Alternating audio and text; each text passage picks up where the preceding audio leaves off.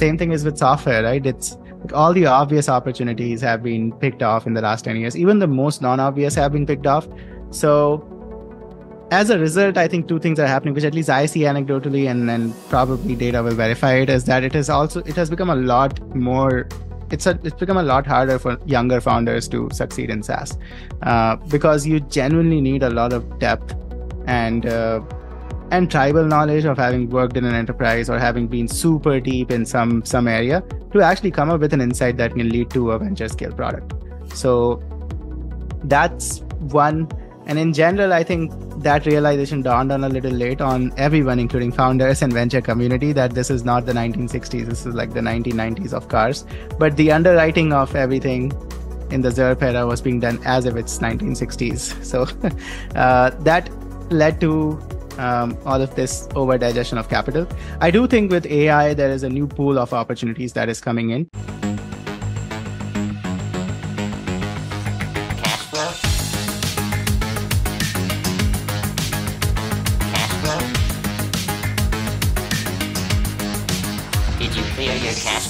Today we have Palash Soni, the founder and CEO of Goldcast, AI native video campaign platform. You have so many awesome stories, Palash, from the last time we were chatting. I don't even know where to start, but I figure maybe you can give an overview of yourself and what you're doing at Goldcast, and we'll just start to chip away at all these stories one by one. Absolutely, Brian. I'm happy to be here. Thanks for inviting me. I can give a brief introduction about myself, what I do at Goldcast and about Goldcast, and then we can take it from there. So I'm Palash. I'm one of the co-founders and CEO at Goldcast. Goldcast was started in May of 2020, so almost 4 years back.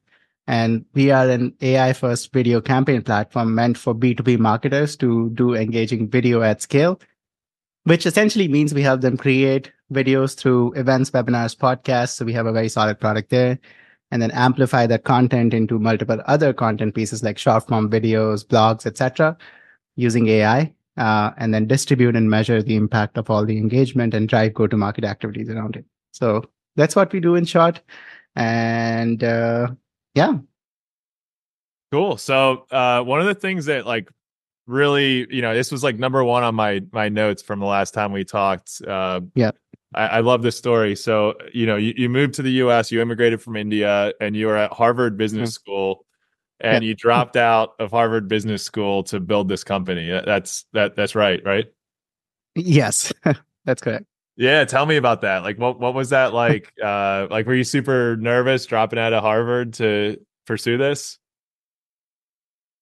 So yeah, interestingly, Brian, when I look back at it, now in hindsight feels like a very risky and gutsy move. At that time, we were in the thick of this, thinking through this idea and so passionate about it, which we still are. But when we were as students and when this idea was just an idea in our brains, we were so passionate about it that we didn't think a lot about how risky and gutsy it is. And I think what added to the complication at that time, let me take a step back. This was March and April of 2020. And we were students here in Boston, in Harvard Business School. So it was me, my two co-founders, and we came across this idea. We started talking to investors about giving us some money. And then people were not willing to fund students with a significant amount that will help us move fast enough as this market for digital events was getting created. So we started as a digital events platform. And so at the time, we had only two options. Either we shut down the company and move on to some other idea which we can pursue as students, or we could jump in fully and just do it. So we decided to do it and take the bet. One thing that also softened the risk a little bit is that at HBS is really a place that fosters entrepreneurship a lot. So it allowed us to it allows students to take a 5-year break between the first and second year, should you chance upon something like this. So we were like, okay, if things go south, we can come back in 2 or 3 or whatever number of years, which we are not planning to now. But at that time, it was just a good cushion. Yeah, that's awesome. Yeah. So, I mean, that's pretty crazy doing this right at the start of COVID. That was such an uncertain time. I remember that really vividly. when you launched this company, were you working on it before the pandemic kicked off, or was the pandemic the thing that kind of started to get you guys in the mindset to launch this company? It was a mix of both, Brian. So we had exposure to the space, especially I was coming from the space of ad tech and martech myself. So I knew how this world worked. I was in a company which was trying to go from being a mobile ad tech platform to something like Adobe Marketing Cloud is today. And so in that process of my journey with the last company, I kind of learned about the space.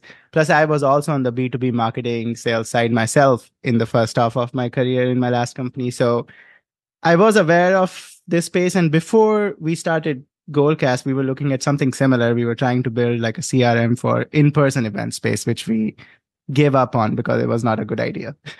And so we had looked at the space, and when pandemic hit, we were like, wow, this could be actually a good idea, but from a different lens, which is digital events.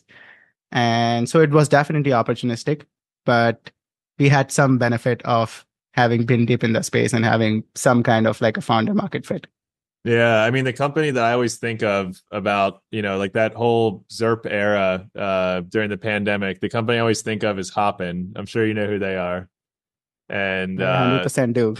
yeah, they raised so much money, and I don't know like how it seems like such a big valuation to grow into at this point. And it's like that whole original thesis for that company is kind of like a little bit weak at this point. It's like the whole It thesis sure of is. the pandemic, basically. Yeah, absolutely. But Hopin actually created this category, so they deserve that credit. They were actually early to this before anyone had even thought of this. I think what they got wrong is that they didn't look at the history of of the event space. So when we were starting and we were very serious about jumping in, I had some learnings from my past life, and we thought, okay, let's actually go and do some research on how the event space has evolved. And even though digital events are a different beast, let's look at some examples. So we were researching, okay, what companies have raised money in the past, and there was this other company called Double Dutch, which came to fore. And Double Dutch, I know the founders very well, very amazing founders, and they had in the 2012 era, which was like the explosion of mobile apps and all the app businesses that came at that time. They started at that time as like the first events app, which is now commonplace. At that time, it was novel. And they rapidly grew, raised a lot of money, and then they also could never grow into the valuation and then were acquired for a relatively low ball valuation, I would say, at the end of 2018-19. And incidentally, one of our professors at HBS was on the board of Double Dutch, and he wrote a case study about them. So we reached out to him and we're trying to get a story of what had happened, because history repeats itself and it could repeat itself in digital events. And we understood a lot of things, which the big thing that we got from that was that events are not one single thing. Events is a channel. It means different things to different people, and trying to build one horizontal platform is actually a recipe for churn. Like you could get into it, but given the episodic nature of events and what different nuances every kind of persona has for what they want out of it, it always leads to a suboptimal retention and churn. So it's hard to build a SaaS business around it. And what thesis they arrived at before they got acquired and ran out of money was that B2B was the space to go after, B2B marketing, because they have a Yeah. recurring use case. I mean, I like that you guys And are doing yeah, video yeah, campaigns, because I think yes. it's I think virtual events is a really tough thing, because like the whole point of events is to be in person, to like hang out with people and be like a human thing, and it's hard to do that virtually. It very much is. And that kind of is why we position ourselves as a video campaign platform, Brian, because we we went in with this thesis, having seen this story of Double Dutch, that this is a wedge. This is a great wedge for something that is needed right now, and that will be a sizable category. But for this to become truly big, digital events cannot be a replacement for in-person events. They never are. They never have been. Everyone knows this. I don't know why this was even a discussion at some point. And we see them as a content play, right? In marketing teams, it's part of a video content strategy. Just the format of content is different. It's live and it leads to a lot of interaction, etc., etc. But it's part of a video content play. So that is the axis we took. We actually, for a brief while, thought that maybe we could expand in the events axis to say, okay, let's build an in-person event stuff. But we quickly retracted from that and started focusing on building in the video axis and building an end-to-end video platform, because that's what digital events are ultimately. Yeah, that makes sense.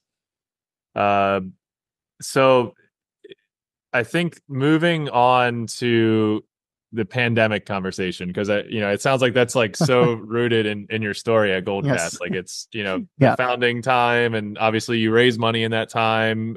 You said you started with a really small amount, a really small raise, and you had to get traction. But then you raised bigger rounds during like that crazy ZERP time. What does your fundraising journey look like? Yeah. When we were thinking about this idea, Brian, we were still in school, right? And from the moment we thought, okay, this is a good space to get in, let's figure out the exact strategy. And we were doing all of this research and talking to the professor and everything else. 2 months had elapsed in that time. And in those 2 months, COVID had become real. Like everyone was stuck at home at that time. Like lockdowns were real. And this space had become hot. Like in a moment of 2 months, a bunch of companies, including Hopin, had raised tens of millions of dollars. And so it became urgent. It was like, you do and die, just do it right now. And there were lots of factors that were against us, right? We were just new to the country, at least two of us. One of my third co-founder, he's from here, but two of us were new. We didn't have visas to work with. And it was, 2020 May, Republican government. So very hard to get through visas. And we also were kind of perceived as late to market, even though the market was created 2 months back. But just because so many people had raised so much money, all of a sudden, we were under a lot of scrutiny, like a lot of questions around why this company should exist. So, and the other angle was that we had this chicken and egg problem of we needed money, or VC money, to get a visa. The only way we could get a visa is this visa called an O1 visa. Some people like advertise it as Einstein Visa, which it is not called by the US government, but it's essentially for entrepreneurs or PhDs or people who are doing outstanding work in their fields. And to get that through the entrepreneurial route, you need to show that a VC is backing you in the US. And VCs will not give us money because we didn't have visas. So it became like a chicken and egg problem. So we found one backer who was an HBS alum, and he said, okay, I'll put in $750K and I'll take the bet. And once he did it, then the rest of the round came together. So we raised 1.4 million in the first round and got started. That's a decent seed, though. I mean, that's not, especially for the East Coast. That's a pretty good seed round. It's a pretty good seed, in fact. And I would say it was a pretty good seed in 2020. It's a pretty good seed now. In between, I think in COVID, this was like an angel check. Yeah, right. Yeah. So, and our goal was then to just prove that the thesis we are going in, that there is a product needed for B2B marketers that can differentiate itself and go to market with that thesis, was we had to prove with this money, which we managed to do, and then subsequently raised to another rounds. Cool. How much can you share how much you raised total with the business? Yeah, absolutely. So we have raised 40 million so far. We raised this 1.5, and then we raised another 10 million in the second round. And then we raised a 28 million in third round. That was a B round, the 30 or the 28 million. Yeah, we call it an A, but it was kind of a B, I would say. Okay. Yeah. How is that like hard? Like, are you trying to raise another, I guess, raising your B rounds, or C or whatever you call it? Are you trying to raise another rounds at this point? Or have you changed your mindset to like, not needing to do that? Yeah, great question, Brian. And so the short answer is we are not raising right now, but we are on that path.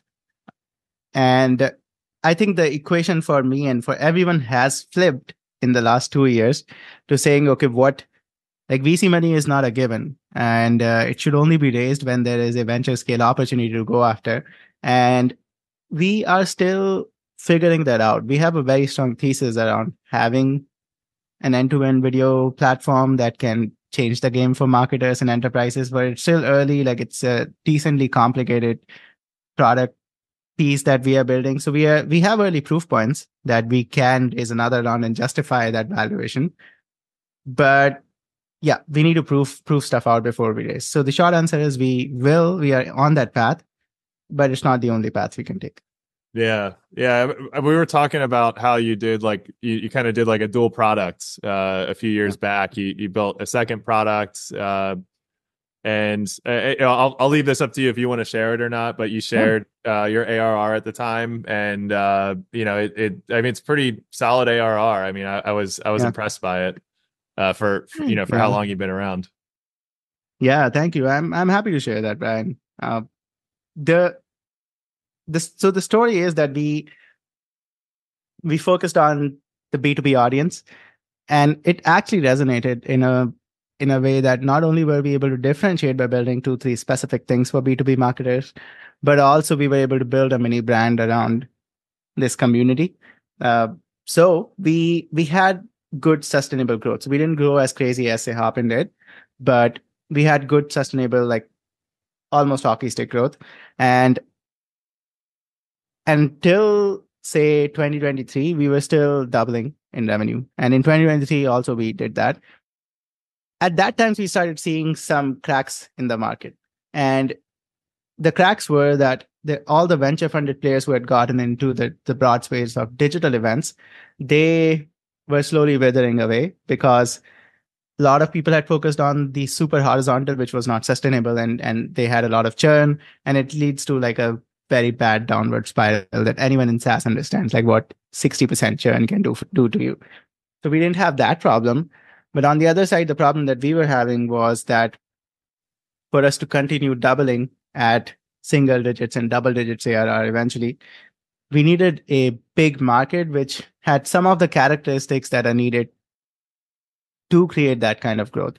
So, and I'll talk about what these are, but the market we were playing in at that time was largely then led by ruled by 2 other companies. One is Zoom, and there's another company that is in the space of webinar and events. And our opportunity was to largely go and replace them in companies. And we realized that replacing an existing solution, especially in a market which is under extreme cost pressure, like what B2B became in post-pandemic era, right? Every company had layoffs and budget cuts. S&M budgets were under huge scrutiny. We realized that that's not going to be high velocity enough for us to get that kind of growth. So we had a decision to make at that time that we needed to change something fundamentally. So that is how the decision to launch another product came into being.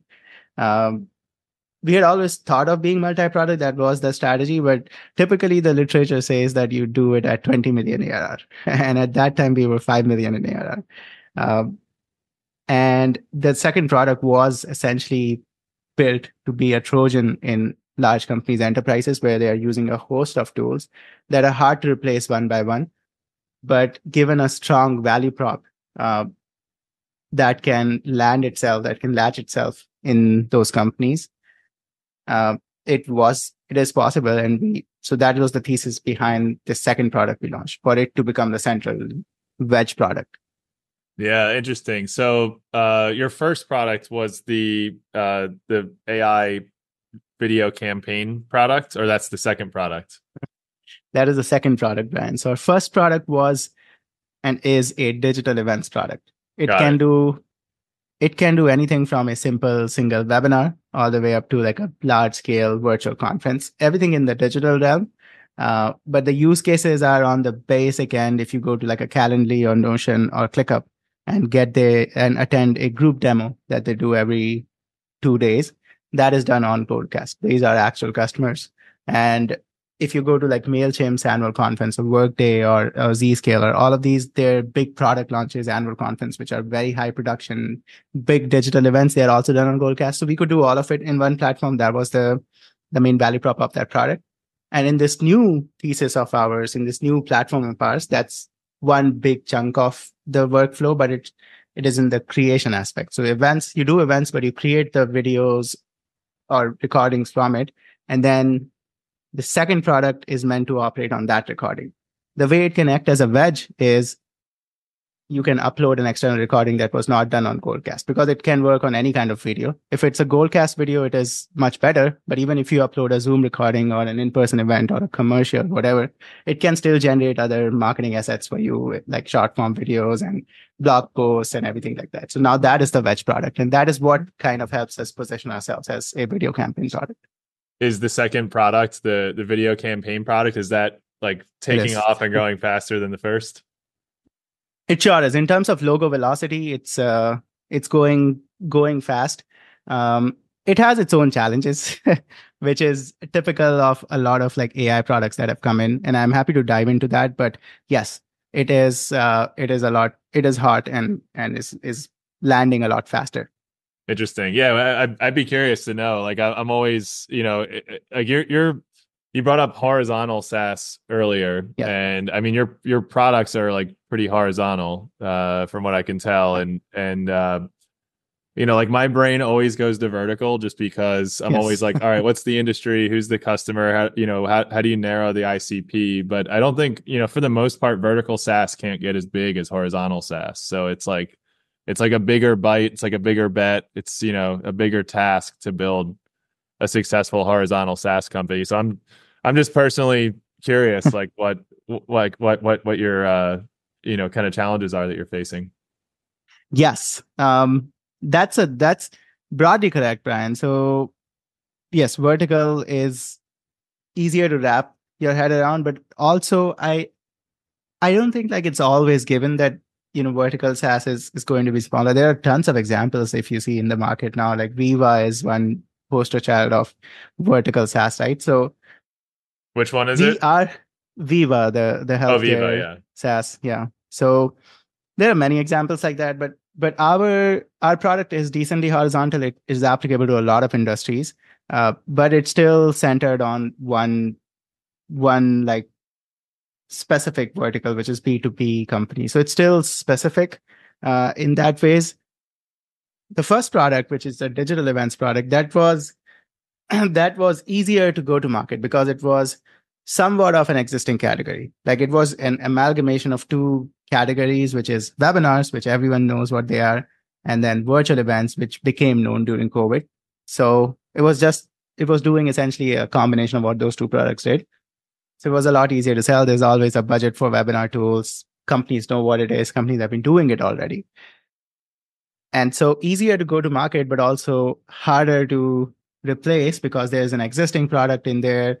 A lot of times companies were questioning whether the gains that they would get from Goldcast will be worth the hassle of removing their existing tools, especially in enterprises, right? Where there's so much friction to do new things that people are not looking to do new things. Like this was one of my big aha moments, which should not have been an aha, but in enterprises, like you genuinely need a 10x differentiation for them to go to the pain to replace something else. So that is actually what led to the discussion for the second product. We were like, okay, this is not a wedge. It's a high ACV, like very, very heavy sales product. So what can be a wedge that kind of goes along with our broader goal of becoming a video platform? And that's when we came up with this Content Lab product, which is essentially an AI product that helps you take long form video and then convert it into multiple recordings. So for example, if you upload this podcast after we are done, it will give you a lot of short form videos and for different social media. It can give you a blog post, an email, takeaway, a lot of stuff. Yeah, it's really cool. Yeah, it's a pretty cool product.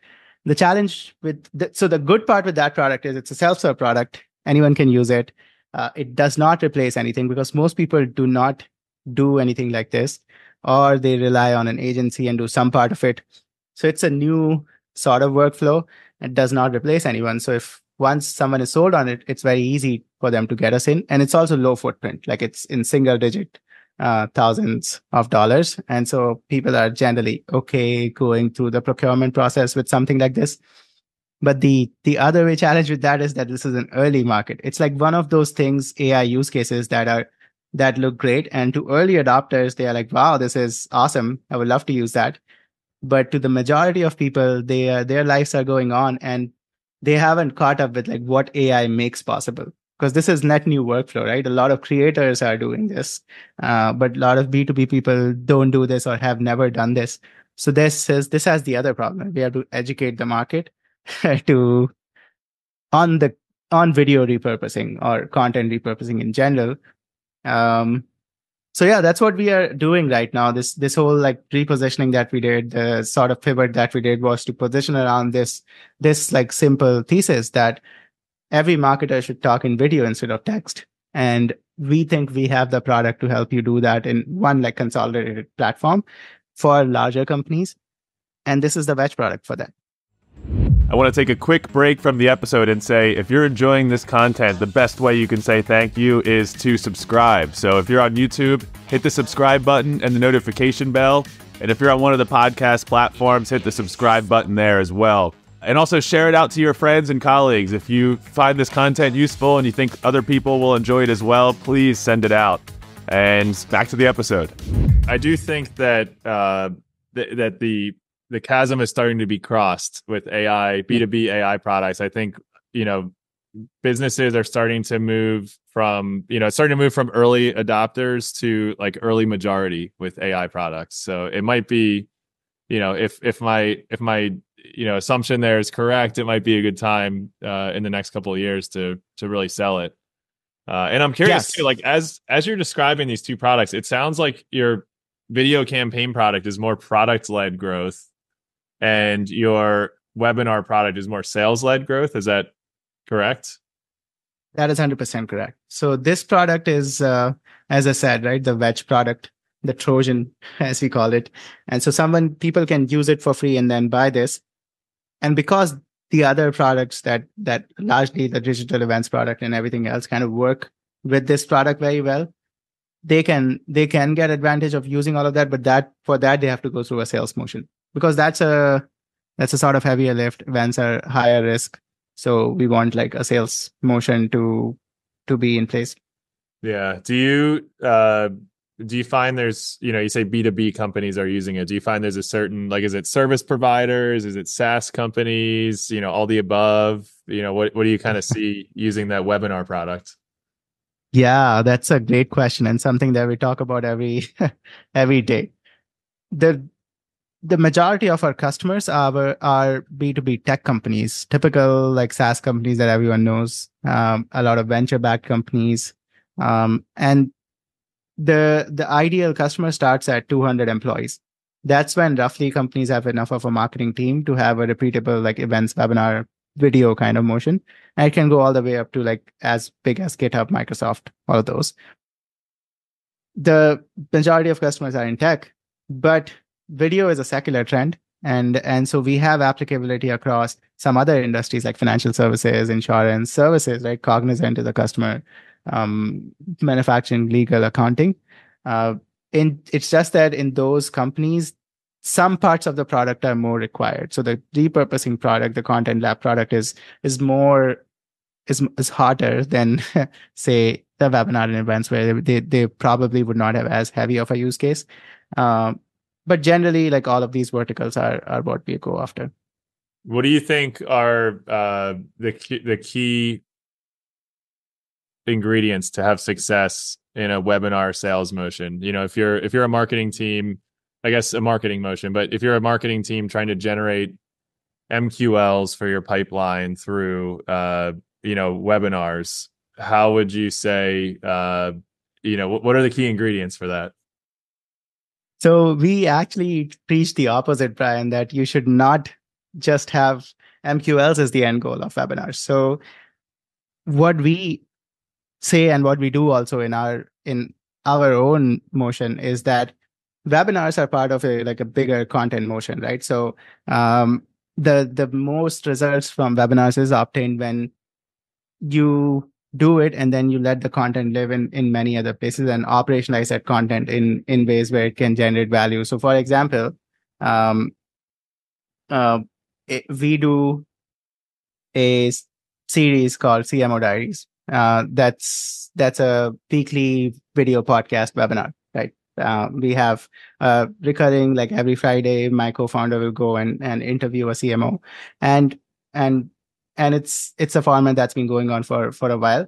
If we look at just that in isolation, it will not look that attractive because there's a very focused, like small audience that comes to those. There's high engagement, but it's not like huge number of people. So from an MQL perspective, just that thing will not look that attractive. But that content is something that generates value for us, like for a very long time. So we repurpose that content into social clips that we share on social media. Like I share it, my co-founder shares it, the speakers also share it. So a lot of CMOs also share it, and that gives us so much visibility. Then we put that content in blog posts on our website, put videos from that. That generates a lot of SEO momentum for us. We give it to our sales team, BDR team, that they can use in prospecting. So we activate that content in a lot of places. And on the whole, it generates a lot of value for us. And that's our thesis around like making webinars successful. Just relying on that one live instance is not the recipe for success. It has to be part of a larger, sustained video-based campaign. If you're every Friday, if you're interviewing CMOs, why don't you call that a podcast? Why do you call that a webinar? It's done live. So there you can register and you can attend it, you can chat, you can ask questions to the speaker. But it is effectively like a podcast. It's just that there are people live and they can interact with the speaker. Okay, interesting. And then do you obviously you probably use your video campaign products to then slice up the content and use it for marketing assets and promote it out there. Yes. Yeah, that's cool. Yes. I like that. Yeah. I mean, I've always thought about ways with this podcast to, make it more interactive and engaging. And that's a really interesting spin on how you do it. Yeah. Yeah. And a lot of our customers also do it. And actually our customers are looking at our customers is how we got the idea for like this whole product in motion. Yeah. Cool. Yeah. So you were talking about growth strategies, and I think you mentioned, you told me a story about how you had David Cancel, who's a Drift founder, who kind of got backed, who was an early adopter of your product and helped kind of, I don't know if he was an investor, but he kind of backed you guys in a way that he was endorsing and helping with speaking and promoting the product. And that was sort of like your hockey stick moment when you took off. I'm curious, like leading up to that, what did your growth chart look like? Was it one of those like charts you see on Twitter where like MRR is just like slowly going and then it just shoots up one day? And, what were your learnings around that? Yeah, that was definitely a turning point, Brian. So before that, we were in this classic like PMF, pre-PMF like stage, right? We had launched the product in October of 2020, actually. So just 4 months after we got started as a company. That product had a lot of problems. We learned a lot. We got a lot of unhappy users who gave us good feedback. So we changed things and we changed it again. So we were in this like constant cycle of iteration. And in this third iteration of the product, one of our investors decided to try it out. So Underscore VC, which is a Boston-based VC, they were one of the investors in our pre-seed round. Great folks. They were doing an event, and David Cancel was a speaker on that. So he came on, he spoke on the platform, and he was like, "Wow, this experience is awesome. I like it." And so but he didn't do anything himself. So we wrote to him like 5 times. So my co-founder, I think, emailed him 5 times. And then finally he responded saying, "Yeah, my experience was really good. I do want us to also use this. Can you send me something that I can send to my events team?" And that one thing led to another. And then Drift became a customer. And what that led to was, fortunately, that Drift had a lot of other MarTech companies who were their like customers and who attended their events. And people started noticing Goldcast. So anytime Drift did an event at that time, we saw a lot of inbound leads because people saw that product and they were like, "Wow, this is pretty cool." And then they were interested and they were intrigued to learn about the product. My big learning from that whole exercise is that 0 to 1 is something that only founders can do because it is not fancy. It's like that part is so much hassles, so much trial and error and experimentation and hunches that it's only something that founders can do. So all of this like getting Underscore to use our product, chasing David Cancel, getting Drift to use the product, and then like figuring out that whole motion of people attending customers events and coming into becoming our leads. All of that was done by me and my co-founder Kishore. That led to the growth loop that led to that that growth. So we were, I think, at 50,000 MRR ARR when Drift became a customer. 50,000 ARR. Yeah, that's it. Wow. And you had It was, you raised your 1.4 seed at that point, but yes, you basically had a 1.4 seed, 50,000 ARR, and then yes. wow, okay. Drift happened, and it was not a very sizable logo because we were an unproven company and they were taking a bet on us. But that moment helped us skyrocket to almost like 1 million in 6 months. Wow. Okay. How long Yeah. after you started the company was that? That was 7, 8 months after Okay. 7, 8 months after the starting the company when Drift became a customer. Okay. Well, it's still pretty early though. That's awesome. Yeah. Man, Yeah. Thank kudos you. to you guys. That's a hell of a story right there. Thank you. Yeah, it was. We got lucky, definitely. I think we increased the surface area of attempts we were making in all different places that helped us get lucky. But it was definitely some luck. Yeah, I mean, there's always luck, but I mean, you Yeah. guys definitely went out and made, you made your luck. You were Yeah. following up a bunch and Yeah. really being vigilant and like seeing opportunities and jumping on them. So there's always luck. I think there's, I always think about like what makes a company and a founder successful, and there's like Yeah. different dials, I guess. There's like skill, there's luck, there's perseverance, and it's like Yeah. what are the actual like what do the dials actually need to be, and do different people have different Yes. dials, but you Right. kind of need all of them to some degree. Definitely. Definitely. So have you had any other inflection points? I mean, obviously you've had this like drift David cancel moment, you have your second product moment. Are there like other inflection points in the history of the company, or would you say those are like the two big inflection points? Yes, those are like two very big inflection points. The second product is actually creating an inflection which we are going through now. So I cannot really say it's an inflection till it like shows up, but we have some great early signs like um in the last. So our thesis was that because this product uh is new but smaller footprint and easier to land, we will get into a lot more enterprises and it will be useful to them. And that kind of is proving itself in very early days because we were able to close like 5x enterprise logos in the last quarter than we typically do. So good early signs. It still has a long way to go, but hopefully this is our second inflection point. Nice, congrats. Yeah. Thank you. uh so I have this in my notes a bunch from our last conversation, and you brought it up even once or twice today about like 10x features.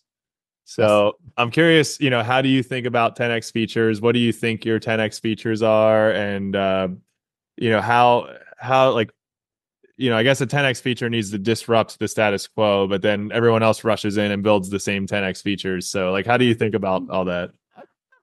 Yeah, definitely. So it will almost sound very obvious what I tell you, but it was the 10x feature for us for the first 2 years. And so the story goes that when we launched the digital events product, I think one of the things that people always struggled with was that okay, we'll get people to register, but then people forget. And then they don't come, they don't attend, and we don't get the kind of attendance for all the efforts we have put in on this event and the content that it generates. So we were like, okay, let's actually send a calendar invite. So we started doing that manually for the first few customers. We were very hands-on and we still are, but for the first like 2, 3 customers, we were like, okay, you have this list of like 200 registrants. We'll just send them invites manually on calendar. So they have registered, but we'll put it on their calendar. And we saw that led to an increase in attendance by almost like 30, 40% consistently. Just more people just show up if it's on their calendar and more people engage, and it's leading to more MQLs, pipelines, whatever, however you measure it. And so we built a feature to effectively send a calendar invite as soon as you register. And it sounds easy, but it's a decently hard problem because we don't have access to the registrant's calendar. We cannot ask them to do it. So it has to be done through emails, like how Calendly does it. And it has so many edge cases with like going into spam or clients not understanding what you have sent or not working in some email, working in another email client. we've worked through all of that and built a very solid feature, which just sends a calendar invite the moment you register. And that was our 10x feature for the first 2 years of the company. People tried to copy it. They were not able to like copy it to the degree of precision that and to all the edge cases that is needed in an event scenario. Now it has been copied and it's no more like a big differentiator, but that worked a lot in our favor. And that's something I feel like is an art of product management, like finding that, like understanding the customers very deeply and finding some of those things that look very obvious but are not, and become 10x. The other thing that was a 10x and is still a 10x feature is the ability to brand our product. So our customers were very, very, very anal about branding, because B2B firms are like that. They have to have everything look the way they want it, the colors and the codes and everything else. And typically this is done through a product like, if you look at web properties, it's done on a product like Webflow, etc., which is decently complicated, right? They're almost replacing a dev. So we had to figure out how to make that happen for the properties that they are using on us, which is our events product, like the interface and everything else, without them needing to have a front-end developer or a designer. So like just a drag and drop kind of feature where they can brand the whole thing to a very great degree. And that was not that like wow insight kind of feature. It was something that we built and rebuilt and iterated and like ground our head on for almost 9 months. And we got it right finally. And that has not been replicated yet. It's something that is very unique to us. It still leads to a lot of growth for us because it makes the product look good. If say GitHub is doing an event, their event looks so good and it looks exactly like GitHub that it really naturally attracts everyone who sees it. That's another 10x feature. That's cool. So the last thing I wanted to, pick your brain on here. I mean, it's we were talking about this, last time, and it feels to me like SaaS and the software market's getting so saturated. And it's, it used to be, 10, 20 years ago, you could build a SaaS product and there was so much greenfield and, back then we didn't have like cloud platforms and all these, fancy frameworks and, you had to rack servers and all this stuff. It was hard to build software and scale it. And, so that was the moat back then. Like actually like built like the tech part was the moat, but now it's like, anyone with a laptop that, is good at, figuring out problems can build a SaaS product. And there's all these like indie hackers on Twitter that are, crapping out like new products every day. And, it's like the distribution is the moat now, I think, like how you get distribution. But it is. I mean, what do you think about how saturated software has become? Like, do you think there's still like, is there going to be a new greenfield? Is everything like from here on out brownfield? Like, what do you think the future of this looks like? Oh, that's a question that we also think a lot about, Brian. Definitely software, SaaS in general overall is very, very brownfield. Very brownfield. I think it's the same way where you look at like the car industry in the 1960s versus what it was in the 1990s, for instance. Same products, like, but it's just harder for a new brand to succeed and get built, which is why no car brand was built from 1980s onwards in this country, right? Till Tesla came in, because it was a different paradigm.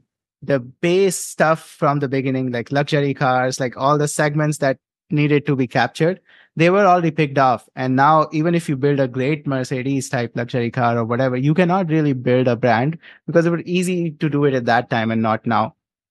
Same thing is with software, right? It's like all the obvious opportunities have been picked off in the last 10 years. Even the most non-obvious have been picked off. So as a result, I think two things are happening, which at least I see anecdotally, and probably data will verify it, is that it has become a lot more. It's become a lot harder for younger founders to succeed in SaaS, because you genuinely need a lot of depth and tribal knowledge of having worked in an enterprise or having been super deep in some area to actually come up with an insight that can lead to a venture scale product. So that's one. And in general, I think that realization dawned on a little late on everyone, including founders and venture community, that this is not the 1960s. This is like the 1990s of cars. But the underwriting of everything in the ZERP era was being done as if it's 1960s. So that led to all of this over digestion of capital. I do think with AI, there is a new pool of opportunities that is coming in. The only difference that I see from before, when I graduated college and I started thinking about startups, is that they are getting picked off a lot faster, and they will get picked off a lot faster. The market will anneal and it will take time to settle, but it's not probably going to be like a 15-year cycle that lasted with just general SaaS. Yeah, I mean, maybe there's new platform opportunities. Like I have an Apple Watch, and there's like hardly any apps. It's crazy. There's Yes. there's not too many options for apps, and I'm thinking like, it's Yeah. got my founder brain, churning a little bit, like what apps could be built. But I don't, I think I looked at the TAM. There's maybe like 100 million Apple Watch users or something. Yeah. So Yeah. it's not like a giant TAM. It's decent, but it's Right. not giant. Yeah. And they're like one-time purchases usually, so it's not, Yeah. it's not that big. But yeah, I mean, I guess we need like a giant platform revolution. Like the internet, Yeah. it hasn't, it's obviously matured so much, but I mean, So it's much. still kind of like basically the same underlying infrastructure from, the 90s when it first came out. Like we have Right. browsers, and you have like web pages, and you have a Yeah. server, and you have like, different protocols, and it's kind of all the same things for the last, 30 years. So It has been. Yeah. Yeah. Definitely. AI is that, at least that's what I feel like. That's what the ongoing belief is. But I just feel like the shape of this will be a little different than, say, the SaaS revolution of the last 15 years. yeah, I think so. I mean, I think AI is definitely something, but I feel like it's overhyped a little bit.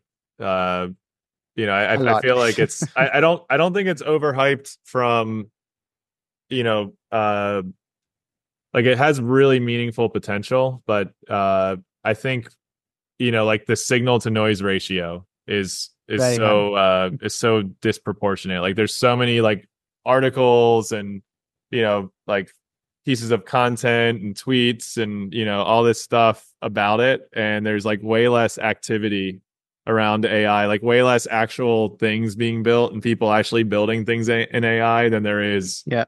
like people talking about it and, going crazy over it. 100%. And that does complicate our jobs also, who are actually trying to build stuff, actual stuff, because then it creates this like veneer for people to say, okay, this like maybe is fishy. And then we have to like show a lot more for them to say, oh, this is actually useful. You're right. There's a lot of noise. But Palash, this was awesome, man. I really enjoyed you coming on. Is there anything you want to close with? Like obviously plug your products, but anything else you want to close on today? Thank you, Brian. No, I really enjoyed this conversation. And yeah, if anyone is looking for, if anyone is looking to up level their video, and that could be anything from creation to editing and everything else, Goldcast is the product to be. We are doing some really cool, exciting things, new things actually, which are now possible, which were not possible before.